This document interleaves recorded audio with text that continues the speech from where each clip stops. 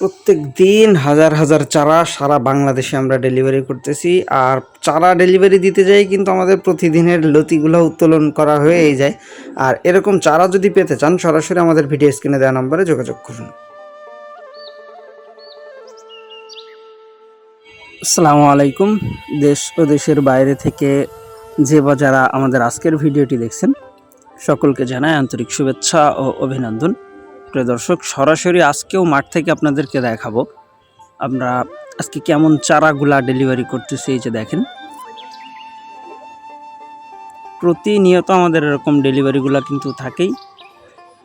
যেটা state first, তারপরে সুন্দরবন, এই দুইটা কুরিয়ারের মাধ্যমে মূলত আমরা চারাগুলা মোটামুটি সারা বাংলাদেশে পাঠাই। তা যারা এই ধরনের চাষ করতে চান বা চাষ সম্পর্কে যে কোনো ধরনের তথ্য পরামর্শ পেতে চান, সরাসরি আমাদের ভিডিও স্ক্রিনে দেওয়া নাম্বারে আপনি যোগাযোগ করতে পারেন। যেহেতু বর্তমানে এই বর্ষা বা ফসলি জমিগুলা পানিবদ্ধ অবস্থাতে আছে, অনেকেই কিন্তু এই ধরনের ভিন্নধর্মী চাষগুলা করতে যাচ্ছে। আর তার থেকে একটা লাভজনক কথা যেটা, সেটা হলো লতিরাজ কচু। এটা কিন্তু মাত্র ৪৫ দিনের ভিতরে আপনাকে ফলন দিতে সক্ষম। আর একটানা ১২ মাস পর্যন্ত ফলন দেয় যদি কিনা পুরাতন জমির চারা হয়। তা নতুনভাবে যারা চাষ করতেছেন অনেকেই কিন্তু এই বিষয়গুলা আমি বর্তমানে আশাবাদী যে অনেকেই জানেন। আর যারা জানেন না অবশ্যই চেষ্টা করবেন চারা সংগ্রহের ক্ষেত্রে 100% পুরাতন জমির চারাটা দেখে তারপর সংগ্রহ করার জন্য। কারণ রানিং জমির চারাগুলোতে কিন্তু ফলনটা তুলনামূলকভাবে কম হয়ে থাকে এবং ফলন আসতেও দেরি করে। আর আমরা প্রতিনিয়ত এরকম বস্তায় ভরে কিন্তু চারাগুলা সারা বাংলাদেশে ডেলিভারি করতেছি। এই যে দেখেন, এই যে টোটাল আমাদের এই জমিটা থেকেই চারাগুলা কাটা হয়েছে। আর আমাদের প্রত্যেকটা চারার গোড়াতে আল্লাহর অশেষ সহমতে লতি ইনস্ট্যান্ট আসেই।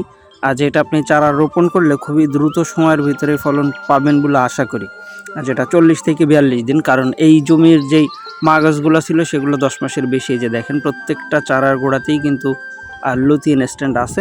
আর এই চারাগুলো আমরা বস্তার ভিতরে করে মূলত কুরিয়ারের উদ্দেশ্যে পাঠানো হয়, যে দেখতেছেন। তা যারা আছেন এই ধরনের চাষ করতে যাচ্ছেন বা চাষের জন্য পরিকল্পনা করতেছেন, দেরি না করে সরাসরি আমাদের ভিডিও স্ক্রিনে দেওয়া নম্বরে যোগাযোগ করতে পারেন।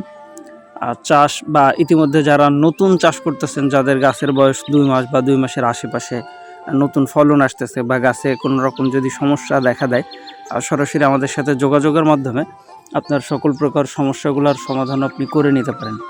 যে দেখতেছেন, আমাদের প্রতিনিয়ত এভাবে চারার ডেলিভারি কিন্তু আসেই।